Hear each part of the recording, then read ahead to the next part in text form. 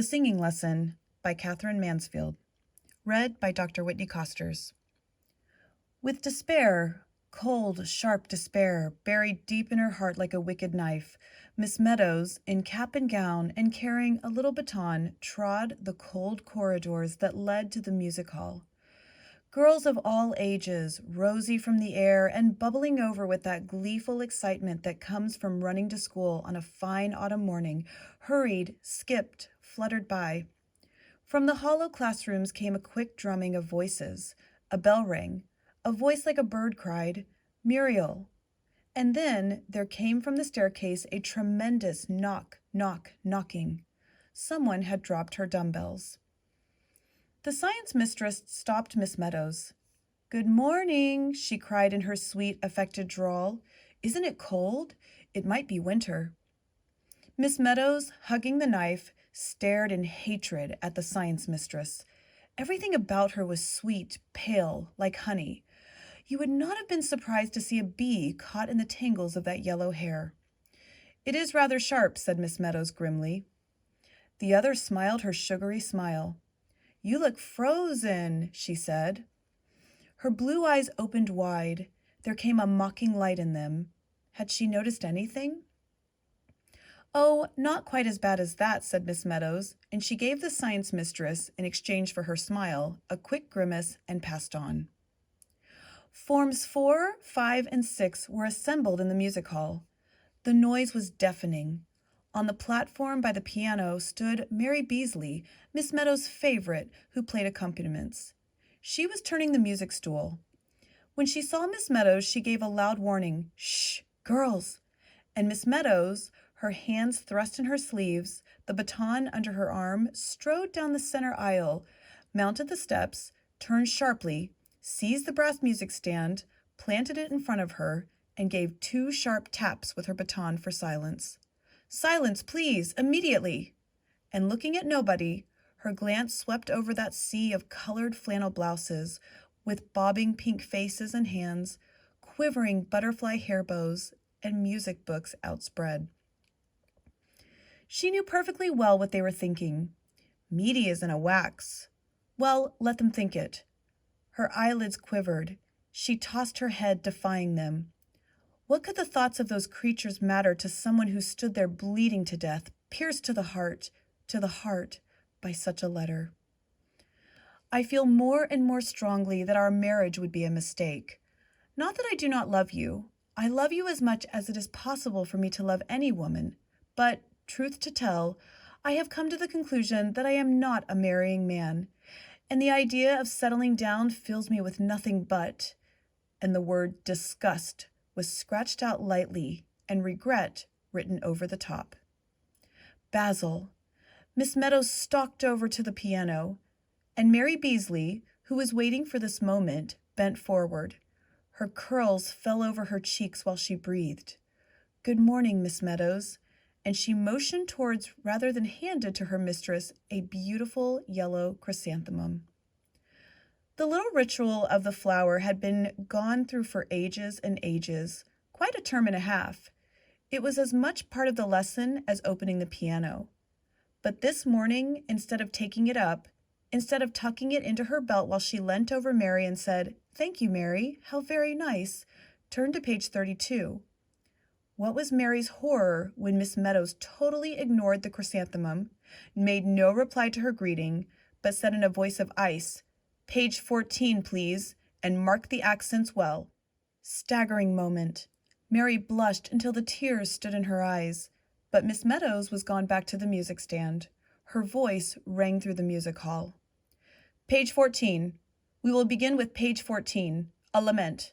Now, girls, you ought to know it by this time. We shall take it all together, not in parts, all together, and without expression. Sing it, though, quite simply, beating time with the left hand." She raised the baton. She tapped the music stand twice. Down came Mary on the opening chord. Down came all those left hands, beating the air, and enchimed those young, mournful voices. Fast, too fast fade the roses of pleasure. Soon autumn yields into winter drear. Fleetly, fleetly, music's gay measure passes away from the listening ear. Good heavens, what could be more tragic than that lament? Every note was a sigh, a sob, a groan of awful mournfulness. Miss Meadows lifted her arms in the wide gown and began conducting with both hands. I feel more and more strongly that our marriage would be a mistake, she beat, and the voices cried, Fleetly, ah, Fleetly. What could have possessed him to write such a letter? What could have led up to it? It came out of nothing. His last letter had been all about a fumed oak bookcase he had bought for our books and a natty little hall stand he had seen, a very neat affair with a carved owl on a bracket holding 3 hat brushes in its claws. How she had smiled at that! So like a man to think one needed 3 hat brushes. From the listening ear sang the voices. Once again, said Miss Meadows, but this time in parts, still without expression. Fast! Ah, too fast! With the gloom of the contraltos added, one could scarcely help shuddering. Fade the roses of pleasure. Last time he had come to see her, Basil had worn a rose in his buttonhole. How handsome he had looked in that bright blue suit with that dark red rose, and he knew it too. He couldn't help knowing it. First, he stroked his hair, then his mustache. His teeth gleamed when he smiled.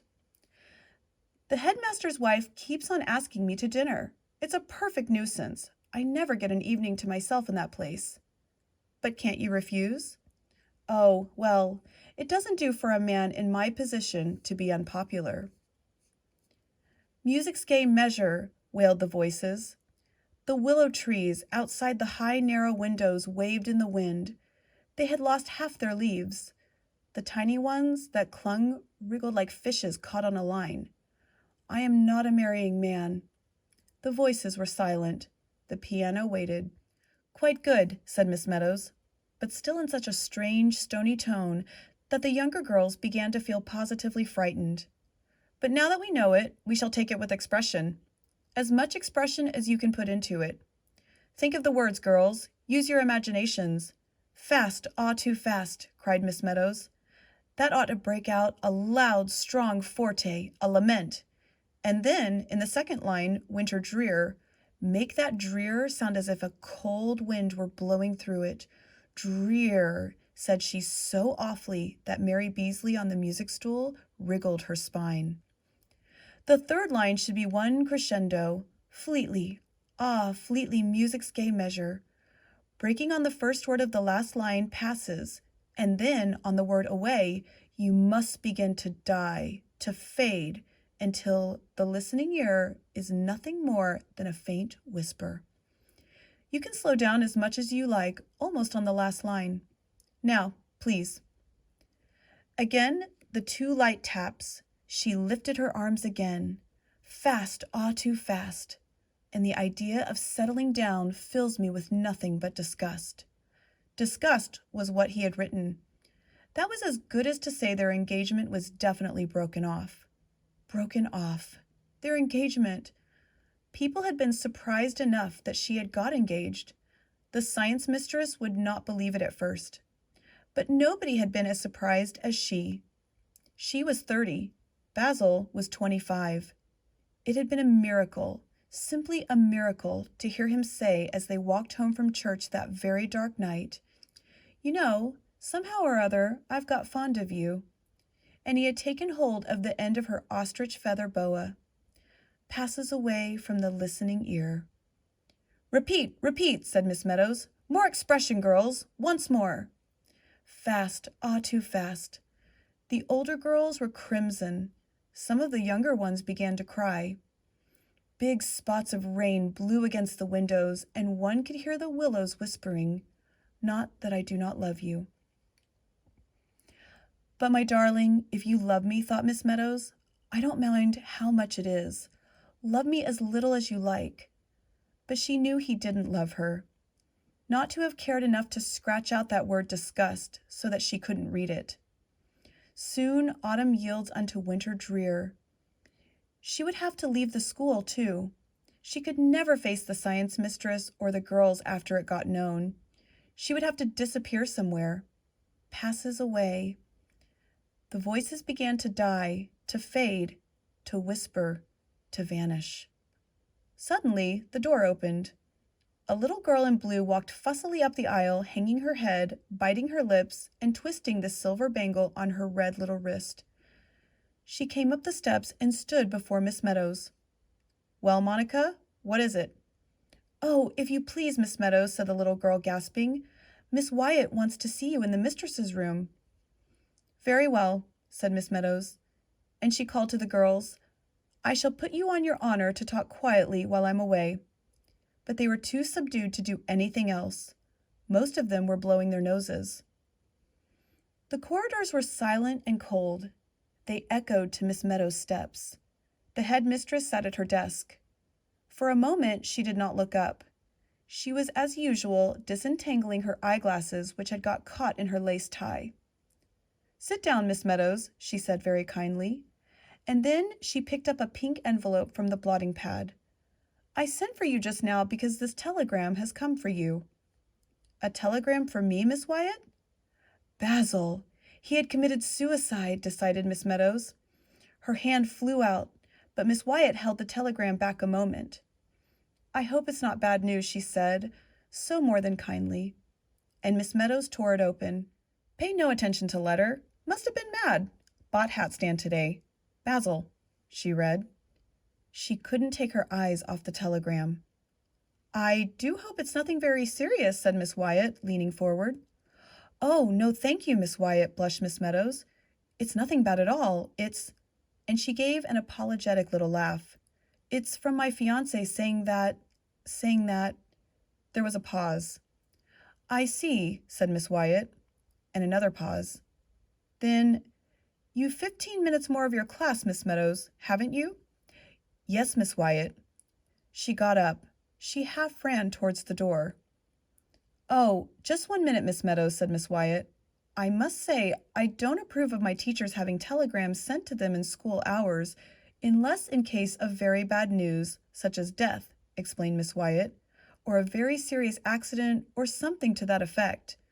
Good news, Miss Meadows, will always keep, you know." On the wings of hope, of love, of joy, Miss Meadows sped back to the music hall, up the aisle, up the steps, over to the piano. "Page 32, Mary," she said. "Page 32. And picking up the yellow chrysanthemum, she held it to her lips to hide her smile. Then she turned to the girls, rapped with her baton. "Page 32, girls. Page 32. We come here today with flowers overladen with baskets of fruit and ribbons to boot, to congratulate."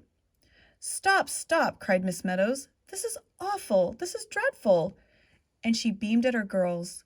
"What's the matter with you all? Think, girls. Think of what you're singing. Use your imaginations. With flowers overladen, baskets of fruit and ribbons to boot, and congratulate." Miss Meadows broke off. "Don't look so doleful, girls. It ought to sound warm, joyful, eager. Congratulate. Once more. Quickly, all together. Now then." And this time Miss Meadows' voice sounded over all the other voices, full, deep, glowing with expression.